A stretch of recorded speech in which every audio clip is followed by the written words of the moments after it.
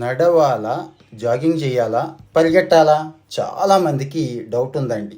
ఏది బెస్ట్ అనేది. రకరకాల వాళ్ళు రకరకాలైన వ్యాఖ్యానాలు చేస్తూ ఉంటారు దీని మీద. నడకకైతే అందరం ప్రిఫరెన్స్ ఇస్తాం. ఎందుకంటే చాలా తేలిగ్గా చేయదగ్గది, అందరం చేయదగ్గది. మనం బయోలాజికల్గా మనకి పర్ఫెక్ట్గా 2 కాళ్ళ జంతువు కదా, పర్ఫెక్ట్గా ఫిట్ అయ్యేది ఇదే కాబట్టి. అయితే ఇక్కడ వీటిఓ మ్యాక్స్ అని చెప్పి ఒకటి ఉంది, మీకు తెలుసా? అంటే శరీరం ఎక్కువ ఆక్సిజన్ని ఎందులో అయితే తీసుకుంటుందో అది బెస్ట్ అంటున్నారు. జనరల్గా అయితే రన్నింగ్ బెస్ట్ అండి.